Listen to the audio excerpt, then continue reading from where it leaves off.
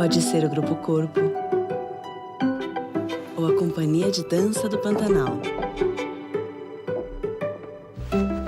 Museu de Arte Moderna de São Paulo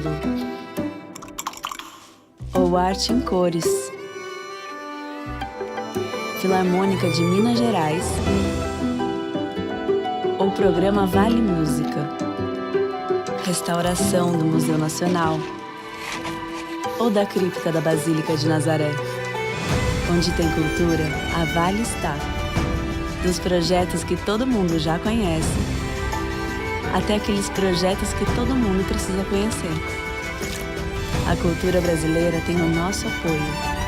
É valorizando essa cultura que crescemos e evoluímos juntos. Instituto Cultural Vale. Mobilidade é vida. Somos a CCR. Estamos presentes em 13 estados brasileiros e em outros 3 países. Unidos por um único propósito: melhorar a vida das pessoas através da mobilidade. A inovação sustentável nos aponta a direção, as necessidades de nossos clientes, as oportunidades. Valorizamos os encontros, valorizamos a vida. Caixa, o banco com milhões de clientes que sempre tem um olhar especial para quem mais importa, você.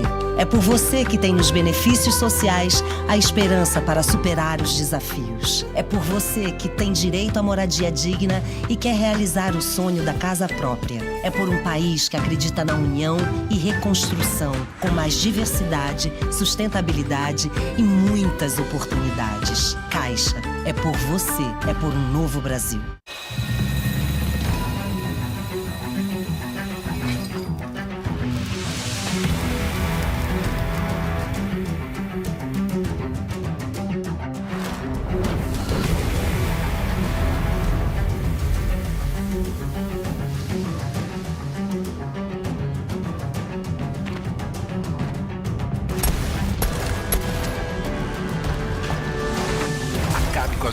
Para não procurar o Sebrae. É empreendedor? Ligue, mande um zap. Vá ao Sebrae ou ele vai até você. Ah, e tem tudo no portal. Sebrae, a força do empreendedor brasileiro.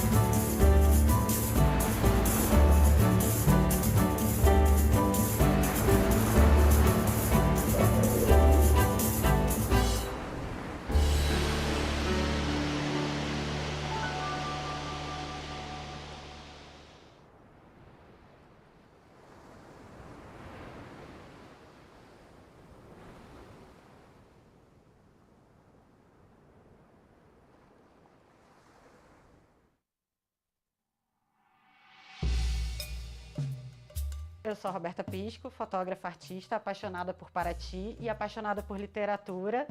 Conheço a Flip desde antes de morar aqui e uma das coisas que me fez vir para Paraty também é estar perto dessas manifestações culturais e lindas que acontecem aqui nessa cidade. Eu comecei a visualizar as minhas fotos escrevendo. Primeiro eu escrevo. Todos os meus projetos mais artísticos, menos comerciais, eles começam com alguma coisa que eu escrevi. Uma ideia é uma coisa escrita, né? Uma ideia surge de palavras. Eu não consigo pensar na fotografia como arte sem pensar em literatura. Para mim, as duas coisas estão totalmente juntas, assim. A fotografia é uma poesia visual. O vídeo é o vídeo é fotografia também. Então, Para mim, todas essas coisas, artes visuais, elas começam com uma poesia. A Pagu era uma mulher do passado, que viveu, né, aquela década de 20, 30, mas que era muito à frente do seu tempo. Muitas das conquistas que a gente tem hoje, tenho certeza que foi uma influência dela, enfim, tanto para a literatura quanto para todas as artes, ela teve uma presença muito significativa. E o que eu vejo para o futuro, na verdade, o que eu desejo para o futuro é que a gente tenha mais Pagus em destaque, mais Pagus tendo um lugar de fala, mais Pagus tendo a chance de se colocar e de mostrar seu trabalho e que seja menos doído, que seja menos dolorido. Eu acho que é isso que eu imagino, uma Flip mais diversa, uma cidade mais diversa e Pagus fazendo artes e criando coisas para a gente se deliciar e ver em cada cantinho essas Pagus aparecendo, menos tímidas do que hoje. Acho que é isso que eu quero para o futuro do mundo, talvez. Flip, o encontro da literatura com a cidade.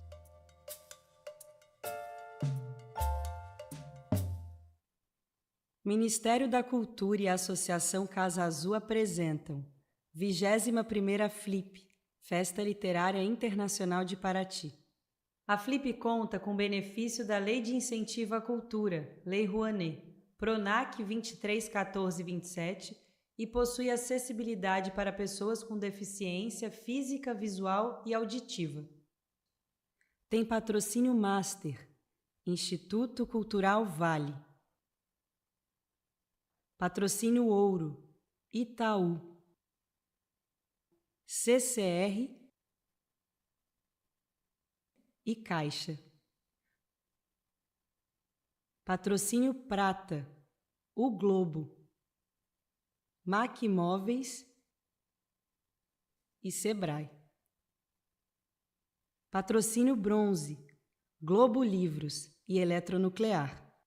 Parceria institucional Sesc, Prefeitura de Paraty, Embratur e Museu do Território. É uma concepção, Associação Casa Azul. Realização, Ministério da Cultura, Governo Federal, Brasil, União e Reconstrução.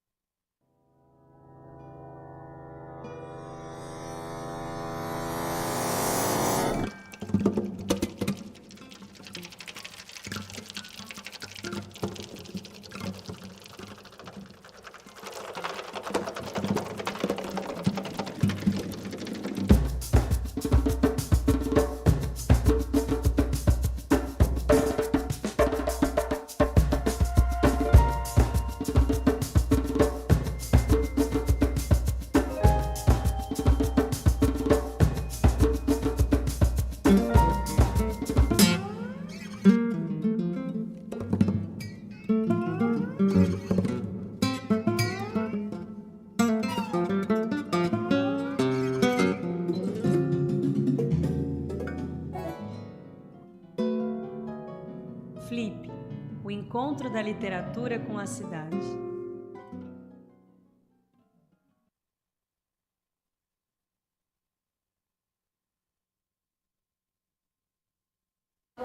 Good evening, everyone. I am Fernanda Bastos, and along with Milena Brito, I am one of the curators for Flip 2023. And it is an immense pleasure and our thanks that we reached the last roundtable of the day, the last session of the day. It is the last session, but we still have a performance at 10 p.m. by Natasha Felix. So we invite you all to join us with all those who are already there in the auditorium, checking the roundtables throughout the day to pay tribute to Natasha Felix's performance. We will have different performances throughout this edition. And now we will have a session bringing together two authors that made us think about our families through their families, his and hers. And to mediate this dialogue, I would like to invite the journalist and literature researcher Gabriela Mayer, who will introduce us to José Henrique Bortoluci and Nora Krug. Thank you.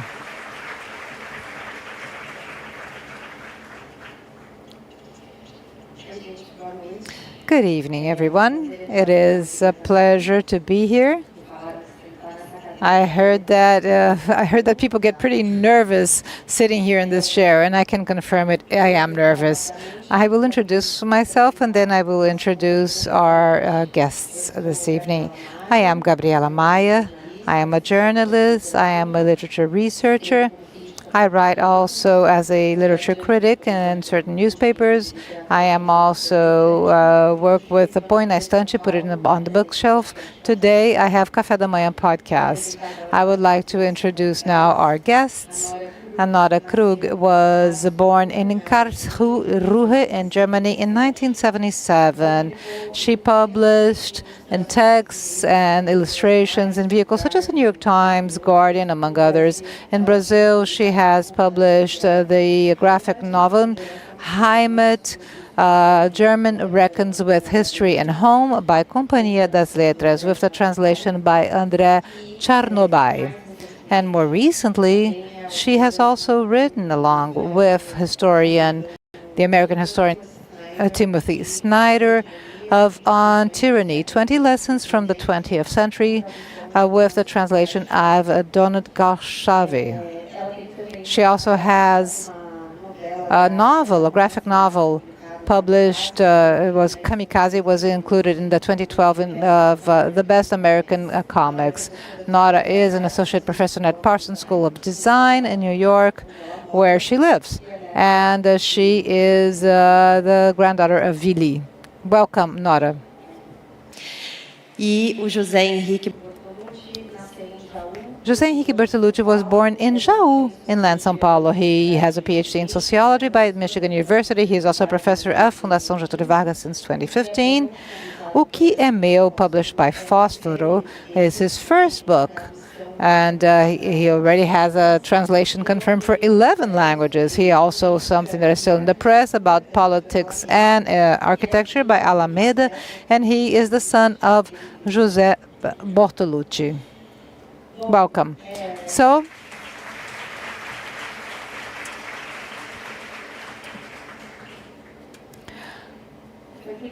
it was interesting to come to this session.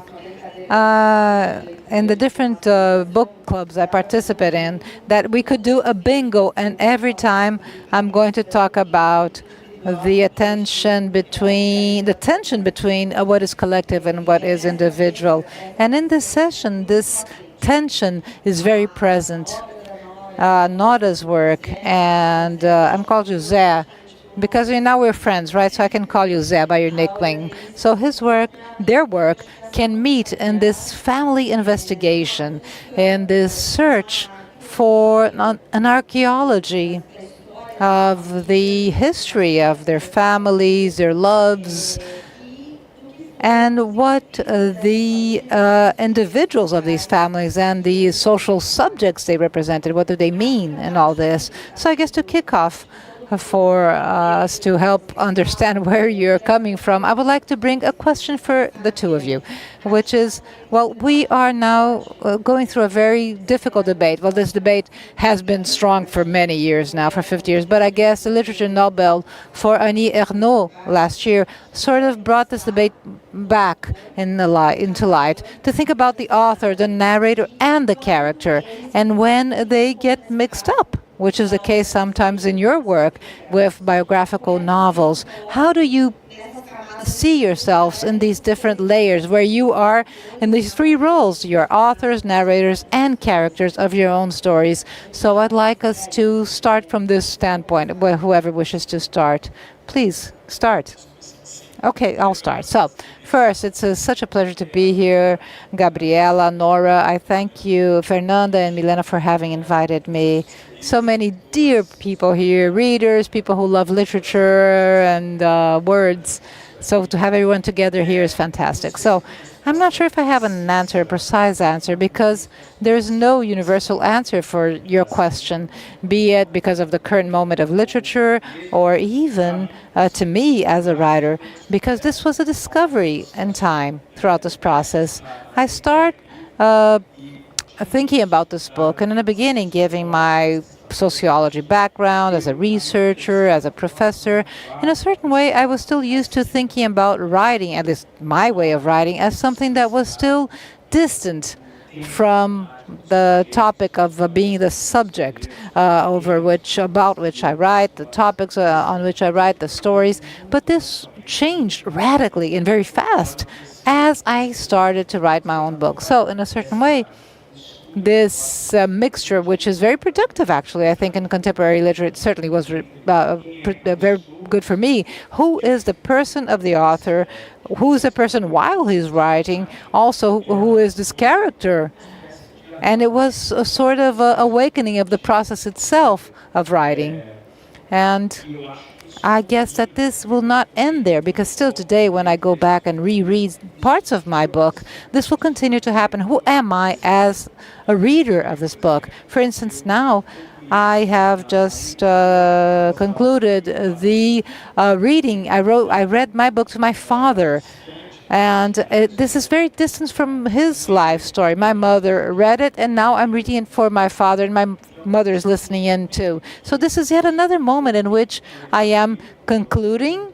For the first time, I'm reading the book, but I'm reading it out loud to my father. So who is this other person who's also narrating and speaking and reading, and started this book listening to his own father, and then elaborating this literary voice, which is not a transcription, or just a transcription of all the reports or the stories my father would tell me. But there's a literary production behind this. So this is a tension that is difficult to resolve, and it's a good thing that it is so, because there's so many interesting things in contemporary literature is being produced through these tensions, through these cracks between the author's personality, the writer when he is writing or while he's writing, and all the echoes that this book will have in other memories and other authors. Nora? So I have a background in documentary film, and so I'm very used to asking other people questions. Before I did my book, Heimat, I worked on a series of short visual narratives about people who have experienced war, but who are unknown because they were neither heroes nor major perpetrators. And then I asked myself why I only told stories of the war about other people other than Germans. And then I realized that it was a taboo for me, because the Second World War, obviously we were the perpetrators, and how do you tell a story from a perpetrator's point of view? But then I also realized that the reason for why I've been so invested in the subject of war is because I'm German. That I needed to approach it from a personal angle, and I'd never written about myself or my family. And on the one hand, it's a very personal experience, but on the other hand, I feel that when you're a writer or an illustrator, the act of writing and illustrating also creates a distance. So it's, in a way, you distance yourself, and by distancing yourself, you're also getting closer. It sounds like a contradiction, but it somehow works, because you look at your own life through a professional lens or through a specific craft. And then in my case, because it's a visual memoir, there was also the aspect of portraying myself, which I try to avoid for the most part. I'm just showing myself from behind, or I'm not showing myself at all. I often use photographs of landscapes that I refer to as passive portraits, because they're not portraits of me, but they are showing how I feel. So in a way, I try to avoid showing myself. And I wanted to actually start this by also thanking the festival and my publisher. I'm sorry, I forgot to mention, but it's been so wonderful to be here, and I'm so grateful to be published by you, and so thank you. I would like to introduce yet another layer to this involvement with narrating, with storytelling, which is translation. Earlier we were talking about this, and the two of you were saying that you get really involved to a certain extent in the translation process. So Nora, first, if you could talk to us a little bit about how was it for you to see this book in other languages, and to think about the design of this book in other languages, to think about the illustrations matching these other languages. You said that you write in English, but in this case you did the translation into a German. How was that for you? So I wrote the book in English because for a German, writing about the war in itself is a very heavy exercise. The German language is also a heavy language. The sentences are very long, and many Germans have written about the war. So there's a lot of baggage when it comes to being German and writing about the war. So this is why I decided to write Heimat in English, to free myself from that baggage. And then when I did the German edition, I translated it into German because I was, obviously it's my story, and I didn't want somebody else to write my story in my native tongue. Yeah. And it was a strange exercise. I had never written, I mean, I've been living, since 21 years I've been living in the United States, so I really became a writer abroad, and I never thought of myself as a writer in German. And so that was a new experience for me. And then when I work on the foreign editions, it's a very complicated process because every page is composed in a way where the text basically snakes around the images. Every page looks completely different. Sometimes the text is blue, sometimes it's red, sometimes it floats in the air. So it's very much about having a finished composition, and with every foreign language I have a designer who works at the publishing house, and I was very happy with the designer here in Brazil. I just wanted to emphasize that. I basically go through every page with the designer in the Japanese edition, in the Korean edition, and it's a lot of work. And the Danish language ended up much, much shorter, the Danish translation. So all of a sudden there were all these gaps on the pages, and the compositions looked completely wrong. So I had to work with the designer. I think there were 4 rounds of correction. To fill those gaps again and to rearrange the text. So it's a very elaborate process. Quero trazer também a questão. Also, if I could bring the issue about translation, lexicus is your book Lexicus is very important. To think about your book in another language seems to be very complex. It's always complex, of course, but especially complex in this case. You said that you also did the revision of your English edition. So could you talk to us a little bit about what it means to add this extra layer, especially considering that in O Livro, in Zé's book, he's talking about his father, who was a truck driver, and you interviewed your father, and you bring different statements given by your father, transcribed into a book. And your father speaks in a certain specific way, showing a very specific orality. So how was it for you to speak the translation of these excerpts from your father's statements? Actually, I think even before I conceived the translation in other languages, writing the book made me think of writing as translation, especially in the specific case of my book.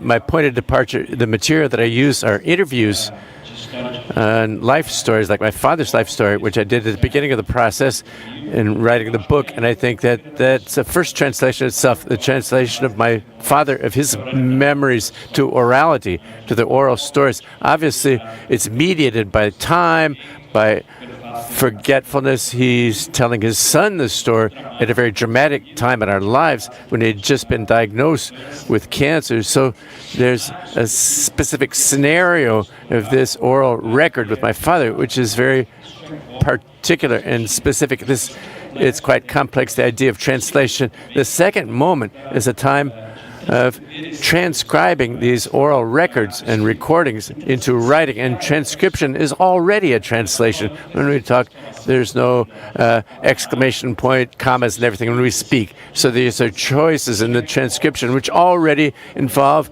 understanding, interpretation of the text. So this is a first moment of translation already in the elaboration of the initial material. And of course, in another moment, which I think that it was somewhat removed from the translation. I don't know, unless we understand translation metaphorically, but to compose this language of the record of my father speaking in the book, which is not simply a copy of the transcriptions, but it's a literary creation based on the transcriptions, but also based on records, very short records that I made in conversations with him, memories of other times, and when I heard these stories told by him, a series of other processes, and in this creation of this language, in this record, in the book, this underwent both respect for my father's grammar and his vocabulary, but especially the pace, the rhythm. I wanted to hear my father, in a sense, as close as possible, speaking. So oftentimes I recorded the excerpts, the passages, and I heard them and tried to approach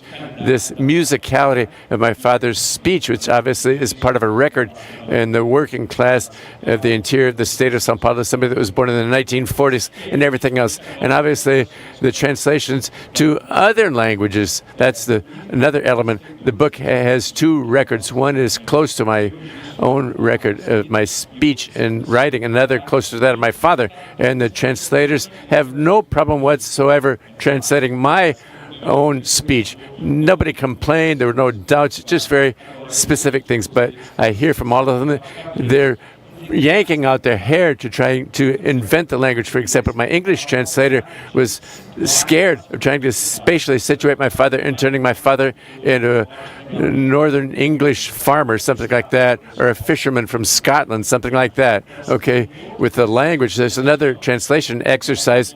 It's great. It's not me that's translating. I couldn't do it. I wouldn't be competent to translate another. In the case of English, it's the only edition I'm going to look at more carefully because it's a foreign language that I speak better, but it was extremely exhaustive. That's the main reason. It was the first time that I read the entire book with words that were my own words, but they weren't my own words. An experience which is quite, I think, transformative, even in my understanding of my own text. So this was very interesting. And the other translations are happening right now as we speak, literally by different paths. So my exchange with the translators has been especially for this record, this closer record of orality, right? This bridge that you build with your father through language, it's a bridge that reminds us of the book, the place, Annie Ernaux, the place. She reclaims her father in the book, Annie Ernaux, and she tries to build this bridge by language. Speaking of Annie Ernaux, and the coincidences in your book, the fact that you are class transfigures, this idea that your father only studied to the 4th grade, and you did a PhD abroad, and you came back to your home place and you had to find common words because you have a new vocabulary. Your father has a different vocabulary, and you need to find common ground and common words there. Okay? How did you conceive this issue of language, specifically of building a familiar lexicon on this story that you wanted to narrate and tell to, at the end of the day, you and your father to be able to meet? I think that the experience, perhaps of all the class people that have escaped and socially migrated over the course of life and switched social classes, it's a exercise in bilingualism. We speak multiple linguistic records because we fluctuate and oscillate on a telephone call or in a visit to our parents, in a conversation with our uncles and aunts, childhood friends, and the places that we inhabit as adults, right? So these are different people with other kinds of background. This kind of bilingualism, I think, is very natural for people that underwent these processes, let's say migratory processes, social migratory processes. The first, it was having awareness, this looking at this straight on. How do you turn this into literature? That's the issue, right? Because I could have, knows it's not to create her parents. She thematizes this, she approaches this very well. Annie Ernaux, she gave me very ideas about my own condition, about my writing, my literary problem, but she doesn't face this. It's not a criticism, it's an observation head on. It's a linguistic reconstruction of the record of the working class in France that her parents are part of. In this, This literature, this contemporary literature didn't inspire me much, but I reflected a lot in this process concerning the work by some authors, Brazilian authors, especially two of them, who inspired me greatly.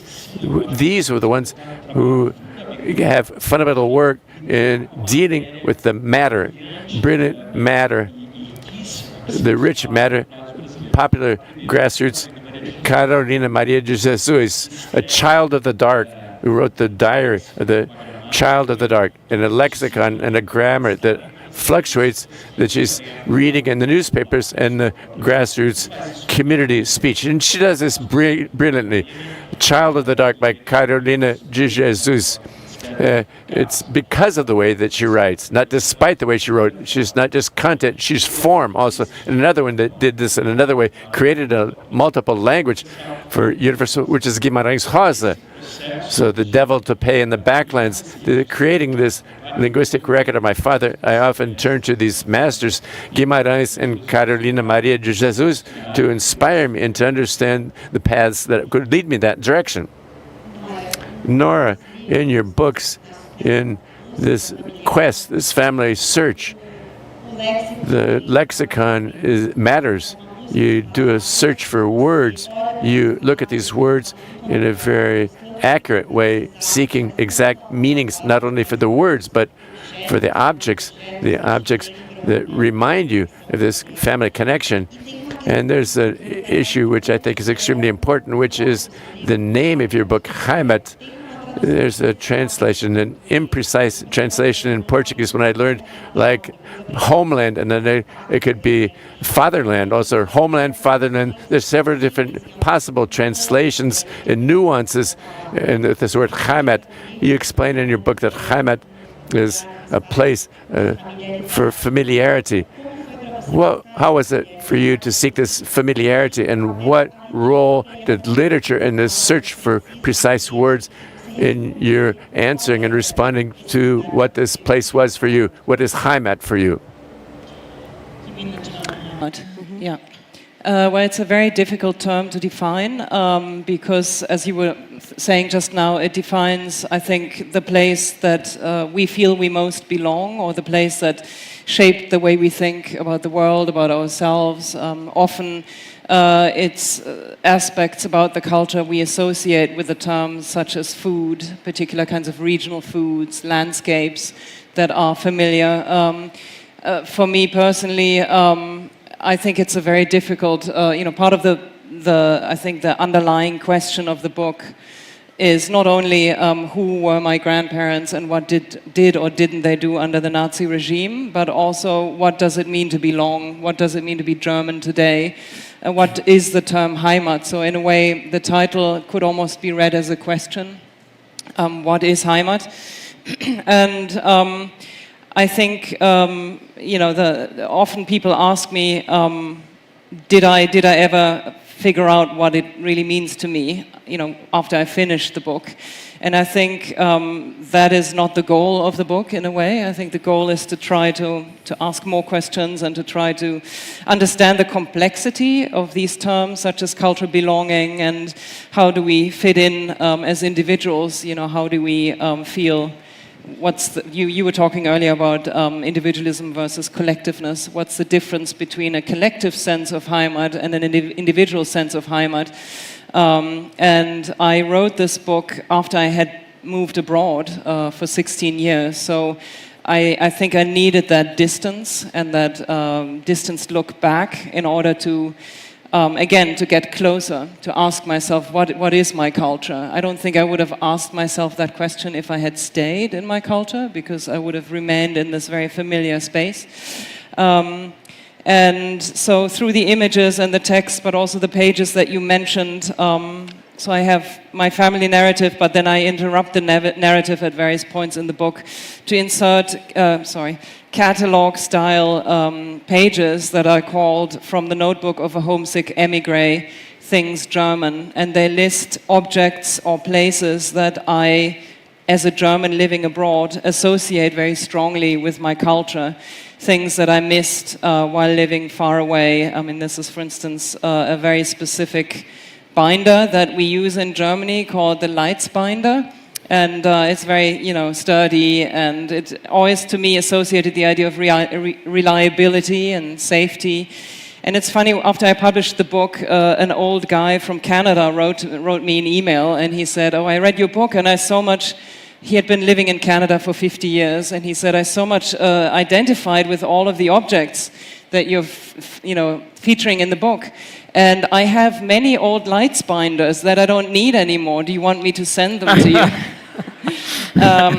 And so it's nice to see that this is, I put these pages in there because I wanted to interrupt the personal narrative with something that is maybe a more collective German experience, so that after you take a step back from the personal, you can then re-enter the family narrative from a different point of view. So the question of whether I can now answer what Heimat is, I think to me it's a place that I very much associate with my childhood, with my family, with memories that I have with my family. But it's also a very difficult term because the Nazis appropriated it to define a very exclusive space that was only open to very few people. And certainly we have that problem today as well in the United States or other places. When you hear the words like homeland, there's always an uncomfortable ring to it. My German publisher initially did not want to call the book Heimat because for many Germans it is associated with the Nazis. But while I was writing the book, the political landscape in Germany changed and the right-wing party became more popular. And the extreme right is really the only group in Germany that uses this term with confidence. And so my German publisher and I said, we have to now call the book Heimat to reclaim the term from the extreme right, to basically say, as a German who thinks critically about the past and who believes that we have to continue to confront the atrocities that the Nazis committed, we can still love our home. And we can still use this term for ourselves. So that's why we ended up calling the book Heimat. E nessa...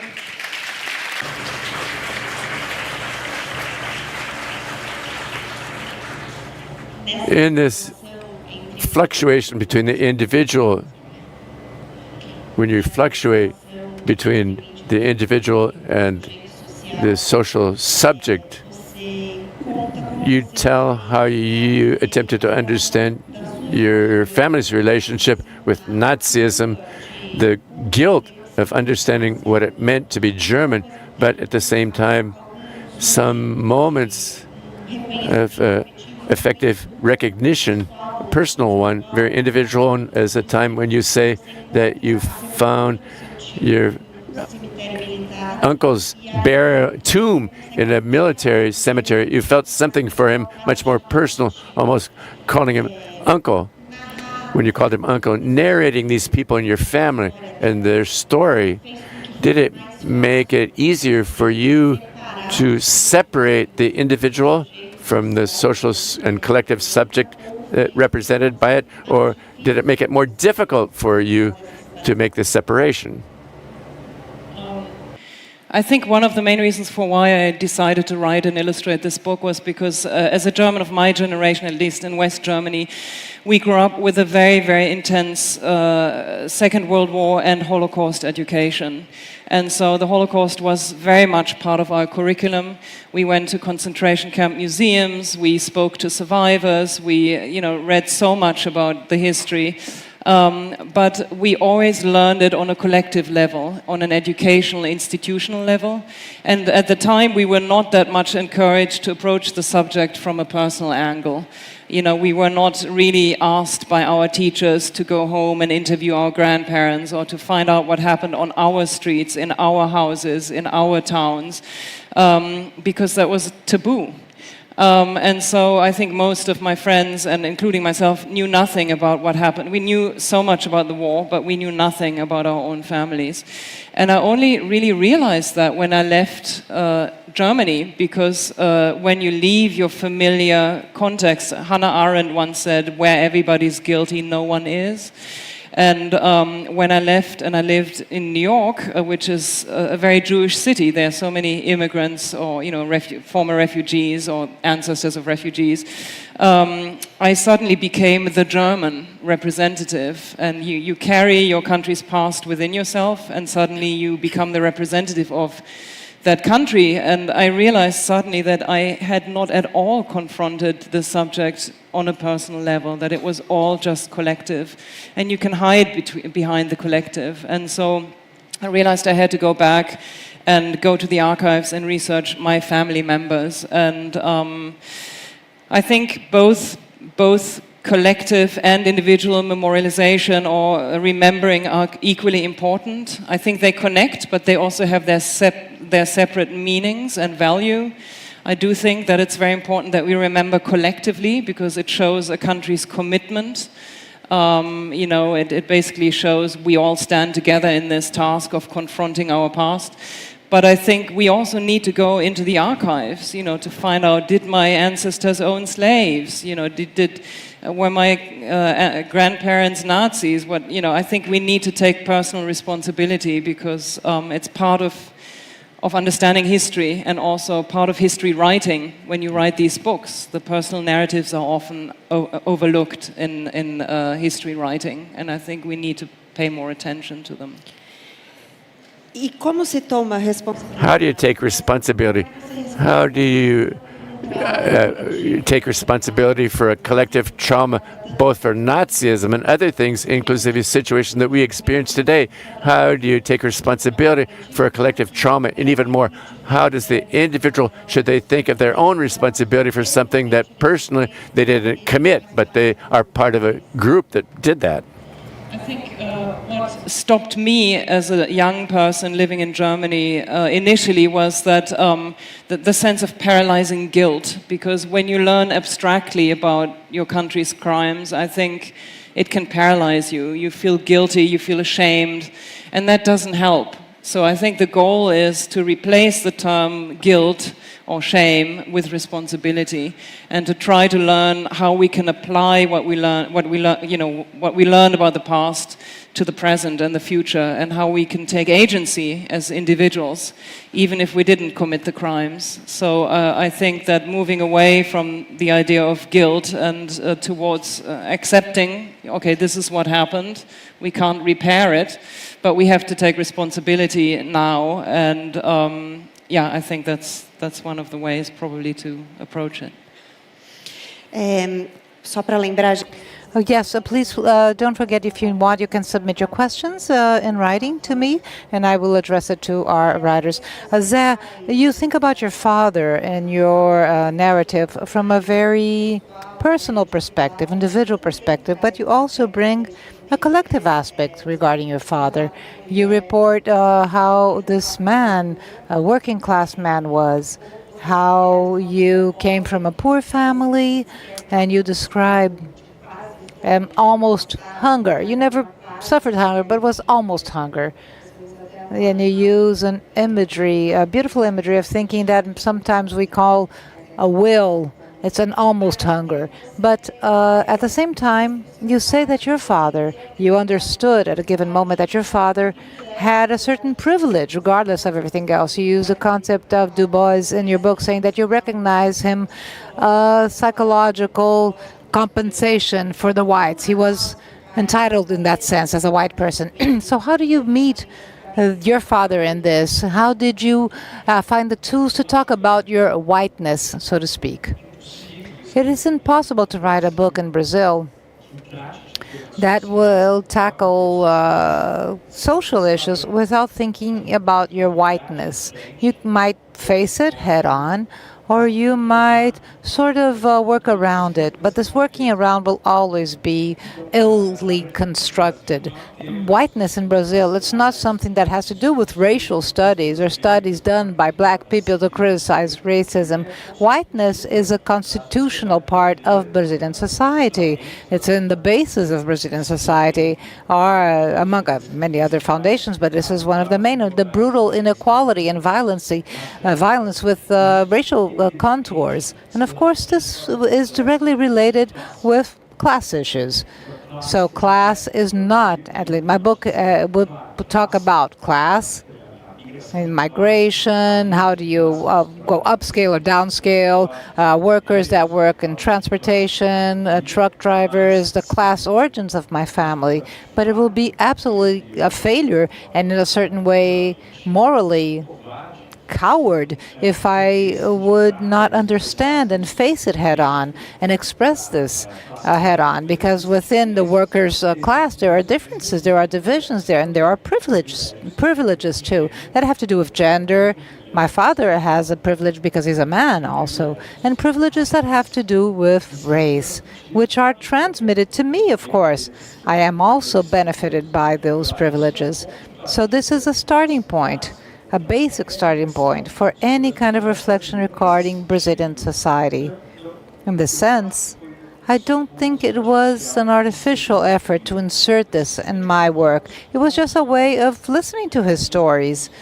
One of the channels in which I was tuned into to listen to what my father has to say through all the struggles, the difficulties, the hardship, the state violence, capitalist violence. There was a dimension which was a dimension of the public whiteness compensation, which I also benefited. Most people in this room also, most of them will benefit from this too.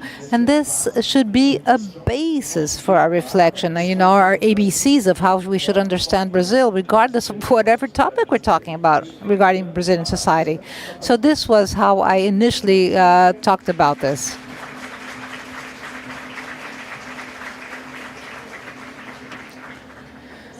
And you brought gender also, we're talking about your father. So you describe a certain almost authoritarianism that comes from masculinity. He has to impose, he has to restate his strength. How do you reconcile yourself with this figure who is at the same time someone who is so close to you, so endearing, and also potentially an oppressor to you? And how do you see this kind of man within you? Are we going to start therapy here? Is that it? Let's start my psychoanalysis therapy or session here. Maybe trying to, very candidly, there's never a reconciliation. There's never a final resolution. I guess like in all issues in terms of racial privilege and gender privilege, it's something that we are aware of. We understand that there's something within me, and it is part of me that constitute who I am from the whiteness and the fact that I'm a man. I'm a cis man. So this is an issue. So I look at my father and I have to see the same thing.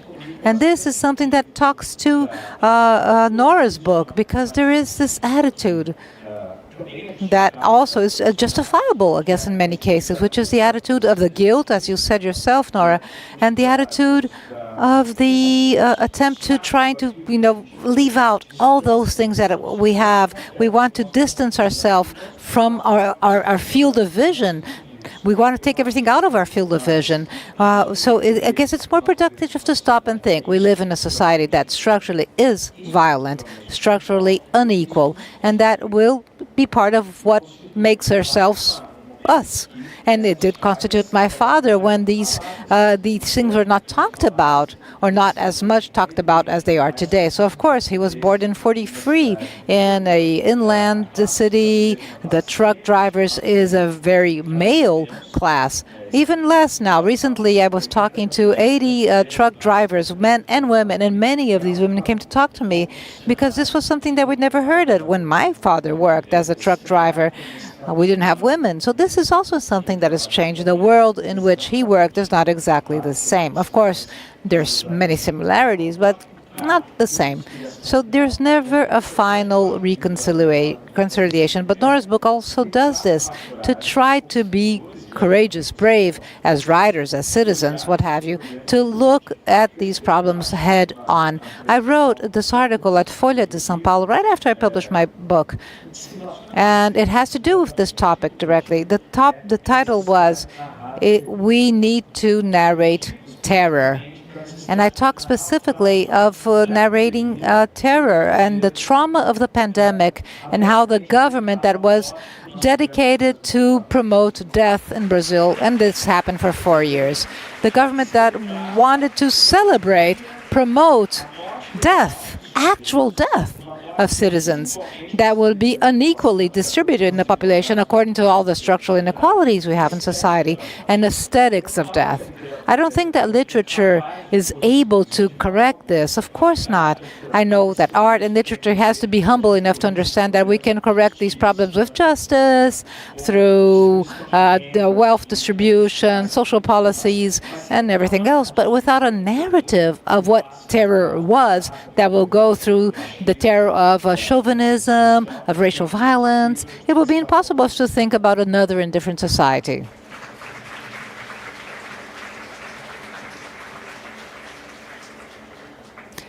Nora, you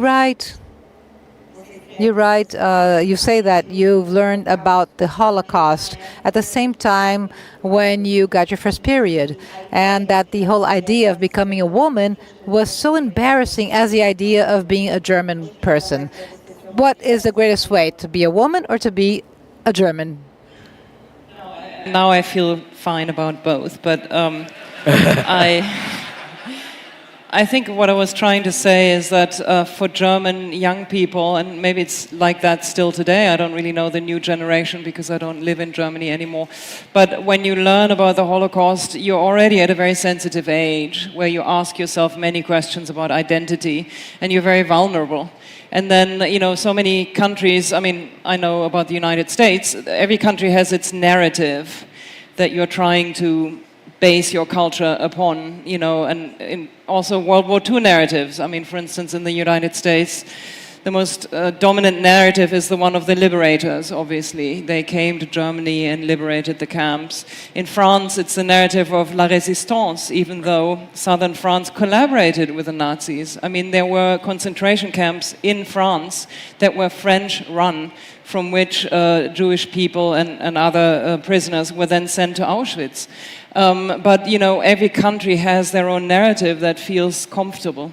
And in Germany, it's the opposite. We have this negative narrative, and we don't have a positive one. We identify, when I grew up, we identified only with this baggage and with the atrocities that our, grandparents' generation committed. Things like old folk songs and, old fairy tales, or the national anthem. Most people I know don't know the lyrics to it. I certainly don't, even though they've changed since the Nazis, since the end of the war. And I think it's a big challenge for young Germans to reconcile these two identity questions. First, you're a teenager becoming an adult, and then you also have to struggle with this idea of what does it mean to be German. So I think that's a unique situation in a way. Last year, one of the important intellectuals of our time, Saidia Hartman, and one of the things she said here at Flip, I'm not sure if I will be able to reproduce ipsis literary, but this is what I understood. She said that there's a great difficulty in rebuilding part of the histories of the African diaspora because there are hidden documents and things that were destroyed as part of an actual project of destruction. And for that reason, we have to recreate stories. We have to use our imagination, even if, of course, imagination has its limits. In the case of the Nazi Germany and the Holocaust, it's a bit different because there's a lot of documents, there's lots of stories being told and being recovered and revisited. And still, you need it to a certain extent to imagine certain moments to fill up, gaps of your family, because not necessarily you have documentations of our own families. So how were you able to promote this meeting between history, documentation, official documentation, your family's documents, pictures, journals, documents, and your imagination? How did you bring everything together? I just wanted to add one thought, which is that not every history of the Second World War is documented in Germany. For instance, we talk about Sinti and Roma, or Afro-Germans, or, there are many examples of people who died, who were part of cultures where this documentation did not happen, and we still know quite little about the fate of Sinti and Roma, for instance, compared to Jewish victims. So I fully agree that these stories are very important, especially now at a time where the survivors are dying and the perpetrators are dying too. We need to write down these stories and also think about how to keep them alive once this generation has died. But your question was about how I negotiated your family documents, your history, and your imagination to fill out the gaps, of your family's history. I'll repeat. So the national documentations, the official documentations, and your family's history, and your imagination to fill in the gap. Yeah, I think again it was an acknowledgement that the collective and the personal are connected. They're not two separate things. I mean, history lives in us as individuals, as human beings. We are who we are as humans because of what happened in our countries in the past. We're made of the past, and we reflect that on, based on the decisions we make every day, decisions that have consequences for other people in the world that we might not even know. So I think it's very important to be aware of this connection. But I struggled at the beginning a little bit with how should I weigh the political with the personal and the historical with the present. And I knew that the major focus had to be the personal narrative, that I needed to basically take the reader by the hand and guide them through my life by turning myself into a character like we were talking about earlier. And so that was definitely the focus, and then I needed to figure out where does the personal narrative need to be embellished with historical facts to provide context, but also the decisions my grandfather made. I needed to talk about, for instance, the fact that 15% of Germans joined the Nazi Party, which sounds small from, I think most people would expect that most Germans were Nazi Party members, but it was only 15%. And yet my grandfather was one of those 15%, which nobody knew in my family until I found out at the archive while I was researching this book. So, you need to see his decision of joining in the bigger historic context. The gaps, just one other thing is that I think the absence is as much a part of the book as the information that I could find out. The fact that my grandfather, I talked about passive portraits earlier, where I don't show myself. And at the same time, it's similar with writing a book about somebody who is not there anymore, somebody who, he died by the time I was 8. So I hadn't learned about the Holocaust. I couldn't ask him any of these questions. So I felt like I was creating my own imagined dialogue between him and me in this book. And a lot of it is imagined because I'm recognizing the fact that we can't ever know everything, because my grandfather was not a famous person, so his life was not documented. Yep. So I think there's a recognition that there will always be aspects that you can't find out, and an acceptance of that, but also, I think the gaps, the silences are part of the book, both in terms of the text and the images. Before, just to remind you, and I do remind you, the authors will be signing their books at the Flip Bookshop. A question from Maria for both of you. To write is to expose yourself. How was it to deal with the family's reaction to your work, and what is the memory you have of that? For my specific family, I didn't have great traumas or issues. My mother read the book and read it, and she skipped a couple of parts, and she said, I thought this was kind of boring, so I skipped this.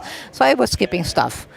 Other parts, she would correct certain details, historical facts, and one of the corrections was quite interesting, actually, when I put excerpts of my mother's journal, including the last excerpt from my mother's journal, which is this letter she wrote to my father, where she signs on her behalf and my behalf. And I write this in my book. I say that this excerpt she wrote when I was born. No, I was pregnant of you. And so this is interesting because to me it was something that I would stop and think that actually before my birth, she stops writing in her journal, which I thought about, made me think about her place, maternity, writing, working class. It opened this, a slew of things. So for my father, I'm just finishing to read him. He is remembering all the stories that he told me himself. And sometimes he will add one or other detail.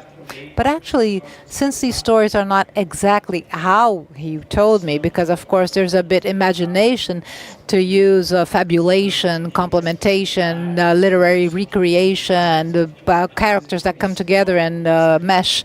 Sometimes I have to say, well, this is this person and not that person, especially when I'm talking about his friends. And this is from my parents. My brother loved it. He had many triggers, but he's dealing with all his triggers, and nothing I can do about that.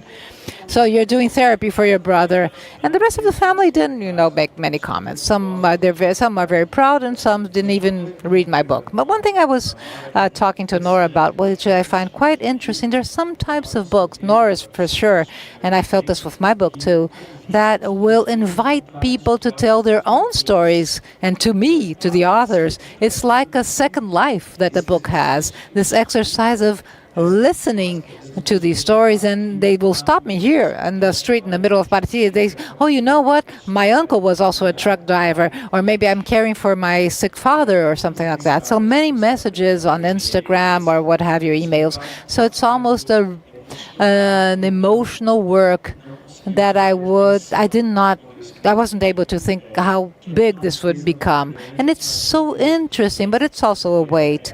It is an onus because he has responsibility of stopping and listening to very intimate things.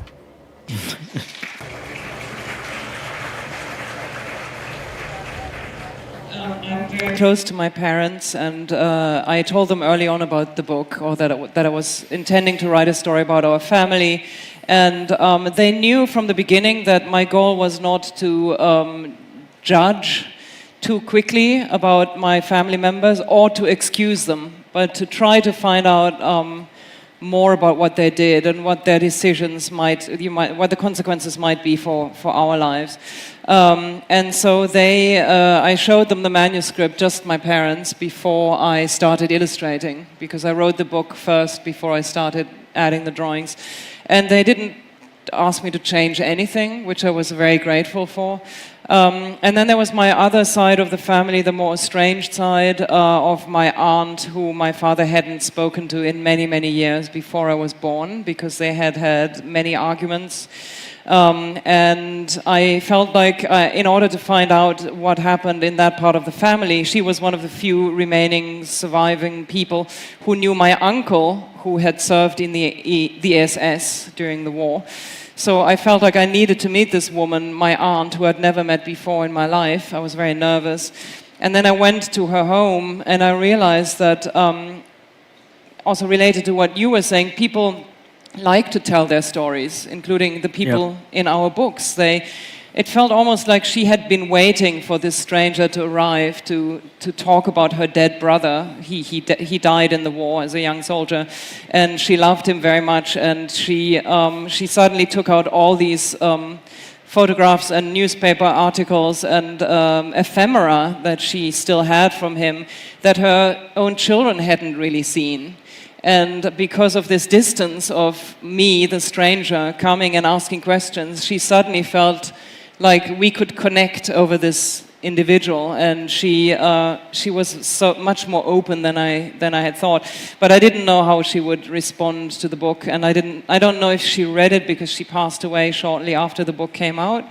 But my experience has been, in general, that people are happy to be heard, basically.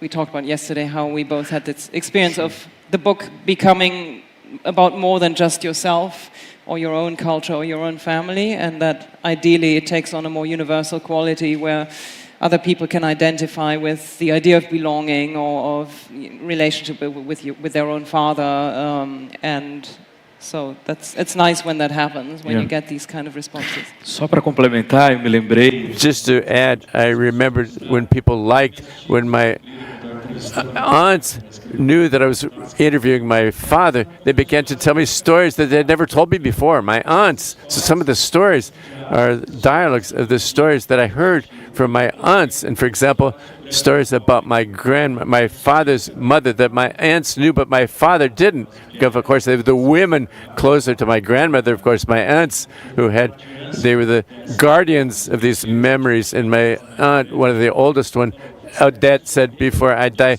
ask whatever you want to know. Ask me before I die. Ask me now. Otherwise, tomorrow might be too late.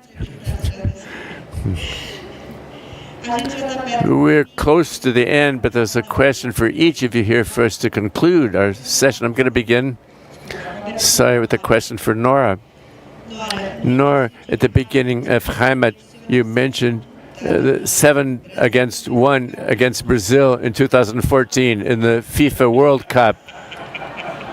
Está pronta para eu continuar a pergunta? Can I continue the question? Is that okay? We always say A gente costuma dizer. We always say that starting at that moment, everything went wrong in Brazil. Bolsonaro, etc. From the 7-1, everything went haywire ever since then. In Germany, how was it to deal with the national pride after this 7-1 in Heimat? How do you work through this episode? Question. One year I returned to Germany almost like an anthropologist of my own culture, and I walked around in the streets and I observed everything very carefully. And it was right around that match. It was the World Cup, the final match. And it was very interesting for me, coming from America again, to observe how Germans dealt with the sense of nationalism. You know, Germans don't really display the German flag, I mean, unless you're more on the right spectrum politically. And suddenly you saw a lot of flags in the streets, you know, in the context of soccer. And then when you switched on the TV, there were endless discussions by university professors and other intellectuals about, should we really be showing our flag? I mean, it was taken very seriously. I remember there was also a film, I think, that was made around the same time that was called Germany from Above. And it was just landscape scenes filmed from above, from a helicopter, of all of Germany to show the different types of landscapes. And they had discussions about what kind of music should be allowed to be paired with German landscapes so that we avoid any sense of nostalgia or sentimentality. Even the music was scrutinized. And this is something I think a lot about with images too, because images can be very sentimental. And in this kind of book, that was something that was very important to me. So I walked around in Berlin and I saw cars with stickers that said, Germany, no thank you. And I heard people shout things like, whoever loves Germany deserves nothing but hate. So these were Germans saying these things. A woman with a t-shirt that said, Heimat, everywhere else is shitty too. You know, so Heimat is shitty. And a drunk guy approached me in the street and he said, who do you think will win the game tonight? And I didn't respond because he was completely drunk. And because I didn't respond, he said, oh, you're so typically German. And that was the worst thing he could call me, was German, basically.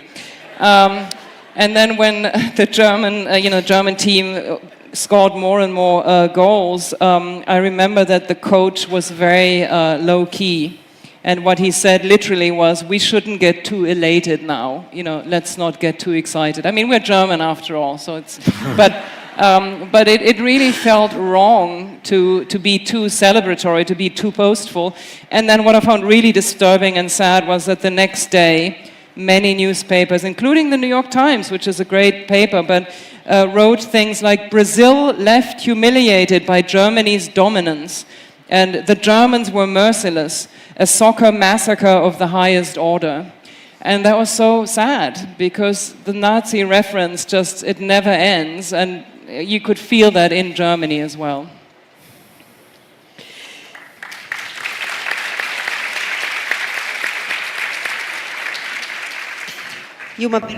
There's a question for José to conclude from another writer.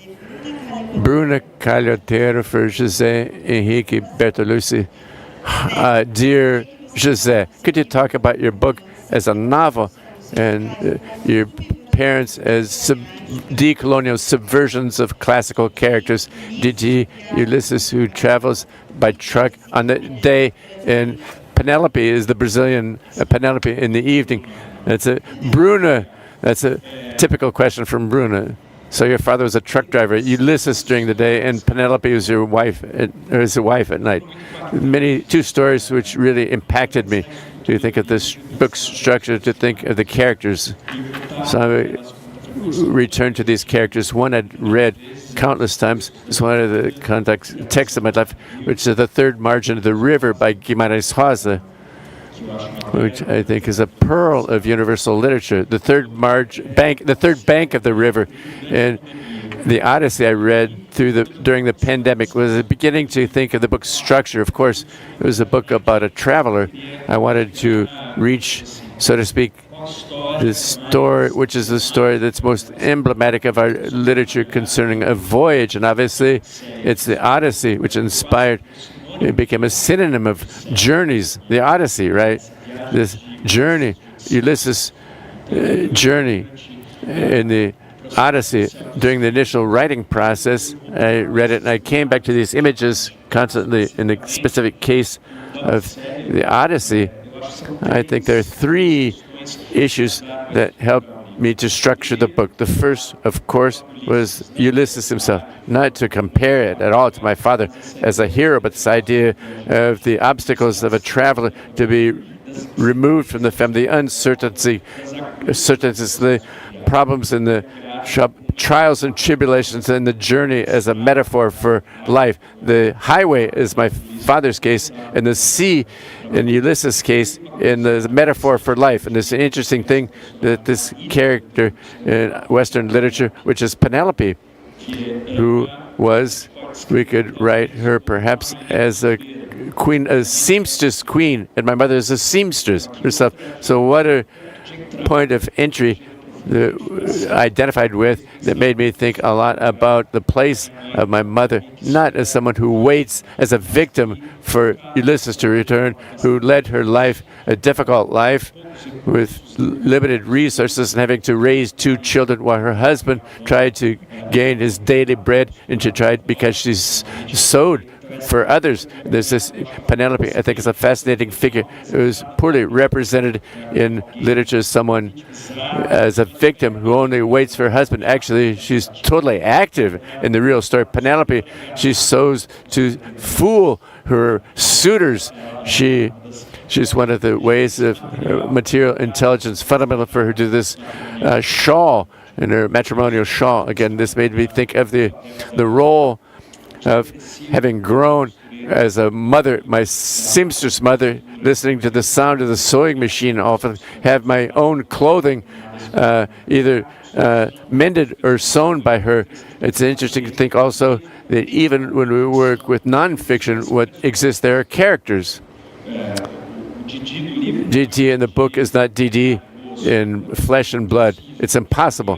He is a reconstruction. Likewise, that I, as a person, I'm not myself. The narrative, I have to remove myself or create another place based on which I announce the story. And the third character was extremely important for me, which is Telemachus, who's the son of Penelope and Ulysses, who makes a search, a quest. He's the motor force of the Odyssey. When he goes to find his father, he doesn't know he's alive or not. Ulysses, if he's distant or close, he no longer saw. I think it was only 10. It was the last time he saw his father, and today he's an adult man who understands the world based on listening to stories about his father's life story. And obviously, this was a port of entry into this Telemachus process for me, in a sense, to fine-tune my listening and attempt, amongst other elements, so to manipulate these materials and create a report which is my own report. So the inspirations were The Third Bank of the River by Ulysses, Guimarães Rosa, and the Odyssey. We're reaching the end. In the last 5 minutes, this countdown, it's brutal because we want the conversation to continue. It was delicious to talk with you. I hope you enjoyed this session. I'd like to remind people that thanks. Thank you. Thank you also to the translators and to the sign language ladies, Yes. because they must be poets all themselves to translate poetry, into some. I mean, I can't even imagine how hard that is. Eu queria lembrar, então, que eles vão assinar. So they're going to be signing their books in the Flip bookstore, and emphasize that we now have a performance in the auditorium out on the town square with Natasha Felix. I'd like to conclude by thanking you again, thanking Flip for the invitation, Fernanda, Milena. It was a huge pleasure to be here. I want to thank you too for this conversation, and I'd like to conclude with a quote by Didi, José's father. I'm happy that you narrated this, because to narrate the lives that you chose to narrate, it allows us to narrate all of us. And I'd like to conclude on a quote by Didi when he's invited to think about his life, to think about life. Okay, life is life. You don't have to think about it. Life is life, right?